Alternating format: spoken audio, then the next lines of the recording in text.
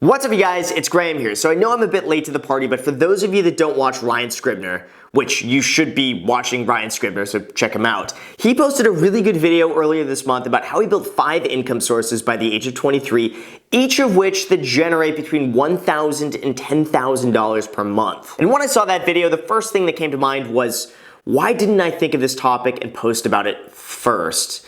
But besides that, I thought it was a great video with great information, and that inspired me to make my own video on this from my own perspective. So I'm going to be breaking down my own income sources, how and why I was able to build them up, and the timelines for each of those. And by the way, anytime I make a video about this, it's never my intention to sound like some D-bag just boasting about how much money he makes. I mean, sure, the title of this video might be a little D-baggy because that's what gets clicks and views on YouTube. But it's so much more important not to focus on the end result and the final number. It's much more important to understand the fundamentals of how this works, why it was set up, why it was created in the first place, and focus on the process so that way you can go and implement some of these things for yourself as well. Now, my first and biggest income source is what I make working as a real estate agent here in Los Angeles. Now, this began in mid-2008 when I was barely out of high school, had no college degree, had no marketable skill whatsoever. So I thought to myself, hey, I could just go and sell real estate. Now, a few months prior to starting in real estate, I was working at a precious metals investment firm earning $13 an hour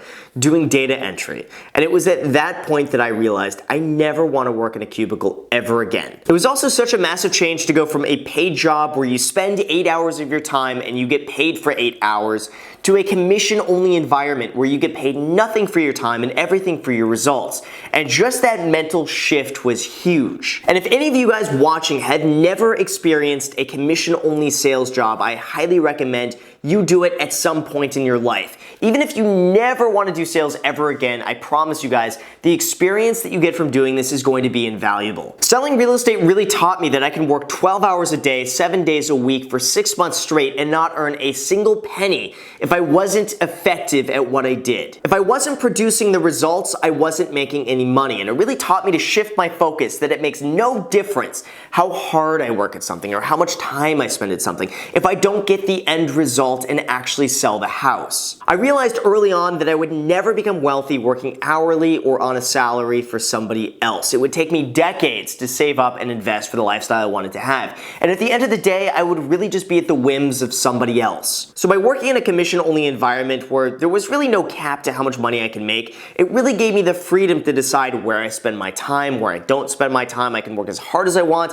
or as little as I want. And the income wasn't derived from the amount of hours I worked, it was derived from the results that I got at the end of the day. This also meant that there wasn't really a limit to how much money I could make as long as I managed my time properly and was good at what I did. Now at this point, I'm just over 10 years in the business working as a real estate agent, and at this point, I've really narrowed my clientele down to repeat and referral business, which has given me such a great work-life balance where I can really maximize the time I do spend working with clients. Now last year, this meant I did just about $22 million in sales volume, which works out to be about $500,000 in gross commission. Now this year, I'm estimating I'll be bringing in about $30,000 per month, maybe slightly more depending on what I have closing in December. Now keep in mind that this sort of income is very sporadic. It might be nothing for a few months and then all of a sudden the 4th month I get like a $90,000 check and then nothing again for the next few months. So this is just the average balanced out over the entire year. Now it was this sort of cyclicalness, if that's a word, that led me to my second source of income. Now back in 2011, I was about 3 years in the business of working as a real estate agent, and back then I was constantly worried about where my next commission check would be coming from,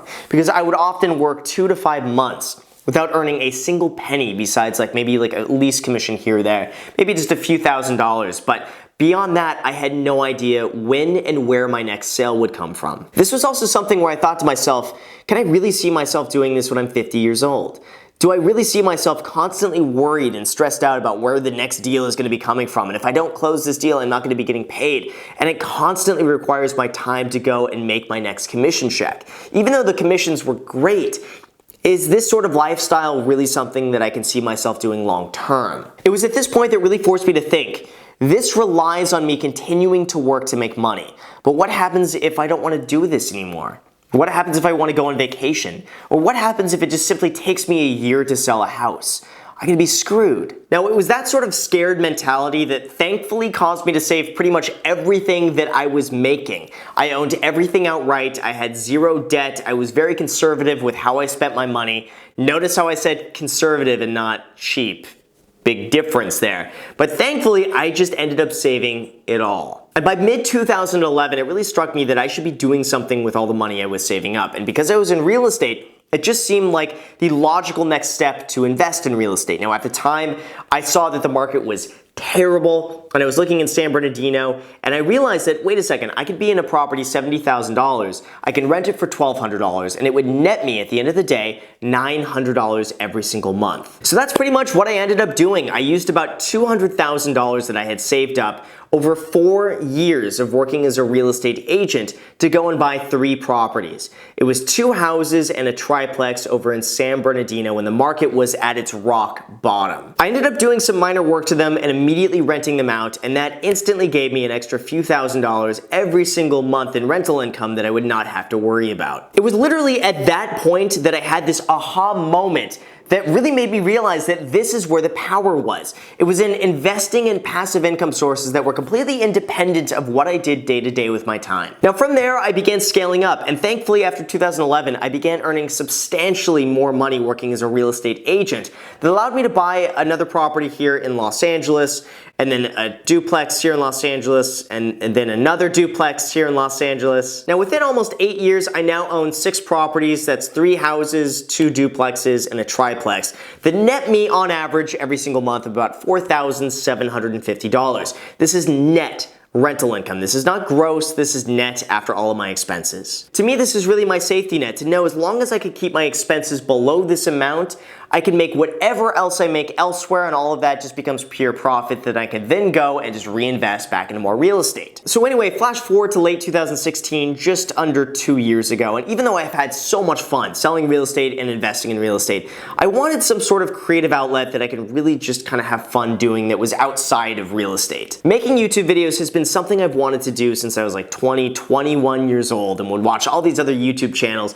but I felt like I never really had the courage to do it. So late 2016, I finally felt like, you know what? Now is my time. I can try to relax a little bit and just have fun making YouTube videos. Now, I never expected YouTube to take off. I never expected anyone to watch me. I never expected to earn a single dime from it. I literally just looked up to people like Rob Dahm, who in his early days would give inspirational business advice. And I thought, I wish I could do that too, but who would want to watch me? So I just never posted a video because I literally thought that just no one would watch. So after literally years of me telling myself that no one would want to watch me, I posted a video 2016 on Christmas Day about how I became a millionaire in real estate by the age of 26.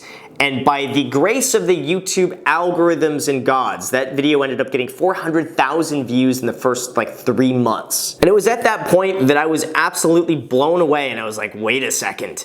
I should really be making more YouTube videos. Now, because I'm making this as like a finance video, let's talk about the finances of YouTube. And in the beginning, I was making anywhere from like a few cents to maybe about $1 a day. And at the time, I was really making between 2 and 3 videos every single week. But after doing that for a little while, after my first video really ended up taking off, I had one single day on YouTube where I made $170.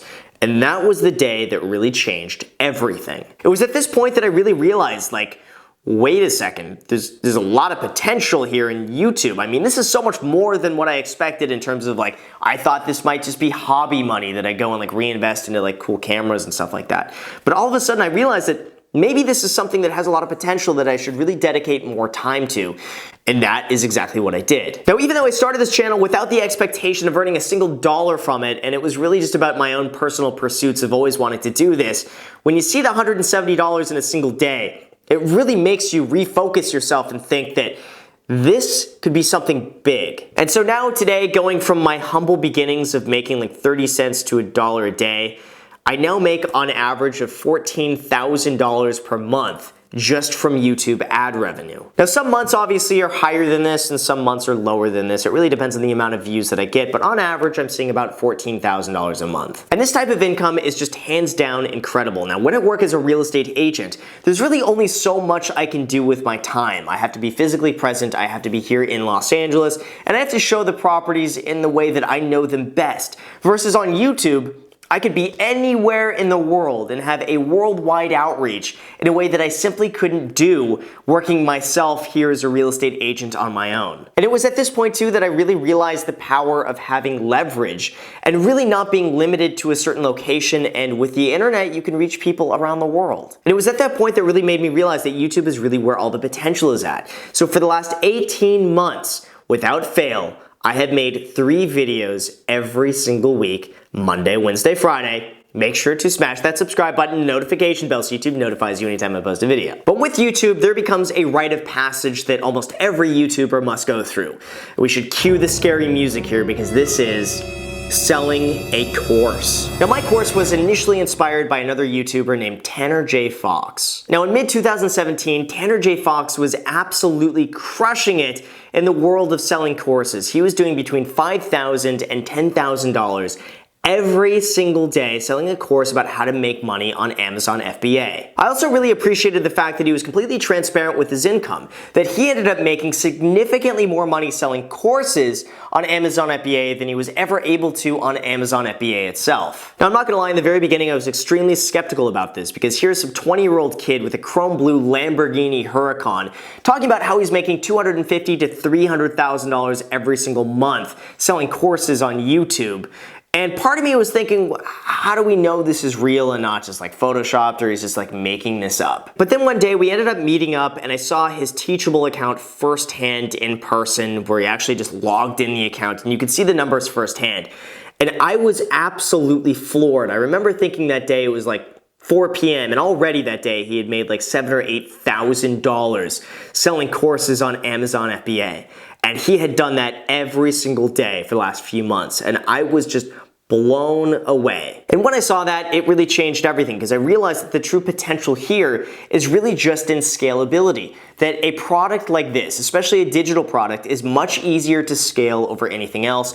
And it was because of that that really inspired my program, the Real Estate Agent Academy. Now, my course is a lot more niche than just about any other program out there. It's specifically geared towards real estate agents in the United States or Canada. And the market for this is a lot smaller than like Amazon FBA or stock markets or anything else.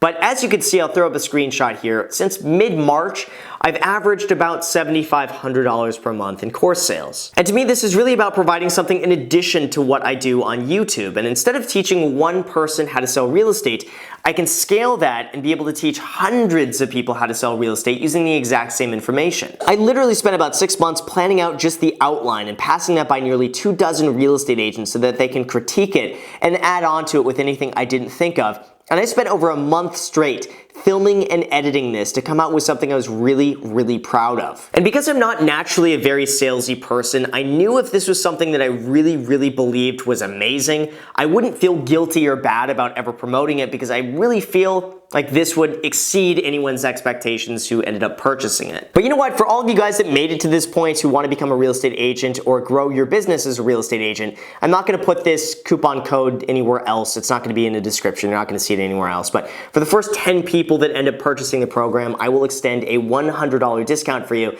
Just use the coupon code 100 discount. Again, that'll be for the first 10 people, just as a thank you for making it to this point of the video. If you guys are interested in that, there you go. Hope you enjoy it. Now, finally, that brings me to my last income source, which is money from rents that directly pays down the mortgage in the form of equity. Now, anytime you have a mortgage, your payment is broken up into 2 categories. One, you have principal, and one, you have interest. This means that part of the rent ends up paying down the loan so that all the money you receive from your tenants eventually leads to a paid off property after 30 years. Now, I realize that there are going to be some haters out there that get very angry when I say this, and they're going to type on their keyboard saying something like, but equity is not money because you don't get it in your pocket every month. It's not money, dislike, unsub. Well, you know what? I think you're right, and you should tell that to the IRS because the IRS classifies that as income, and if you can prove to them that that is not income, then I won't have to pay any tax on it. Imagine it almost like every month your tenant ends up giving you $1,000 worth of Apple stock. Is this income, even though you can't go to the grocery store and buy your Haterade cream or whatever you buy, even though your tenant's giving you something worth value? This is exactly what paying down your mortgage is like. So this means that every month I am paying down my 3 mortgages, even though I'm already making $4,750 a month in net rental income in terms of cash flow. I am paying down those loan balances by about $2,500 every single month. And as the loan balance decreases over time as I pay off that loan, that $2,500 increases by about $12 to $13 every single month. So the first month might be $2,500, the next month might be $2,513, the next month after that might be $2,525, and so on until the entire loan is paid off. Now finally, my 6th source of income is probably the least exciting, but it is money that I make doing one-on-one coaching or consulting calls for real estate investing or real estate agents. Now I don't do it too often, and it's really on a case-by-case basis, but I would say on average, it tends to add up to about $1,000 extra every single month. And I also have a few other income sources I'm not counting in this number. One is property appreciation, and the other one is dividend income from Vanguard Stock Market Index Fund.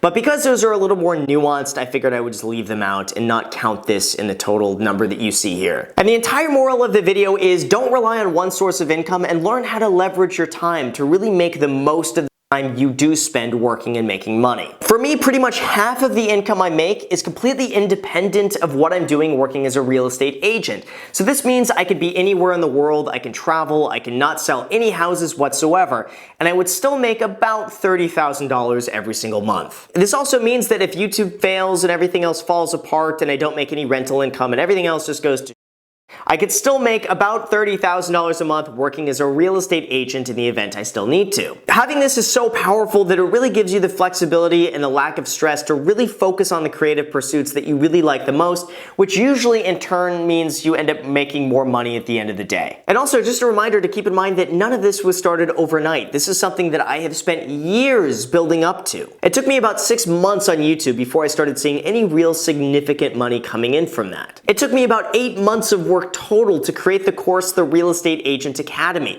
And it took me 5 years in the business of working as a real estate agent before I started to see some repeat and referral business starting to come in consistently. So don't get impatient. Don't just see the end result and get frustrated you can't start there tomorrow.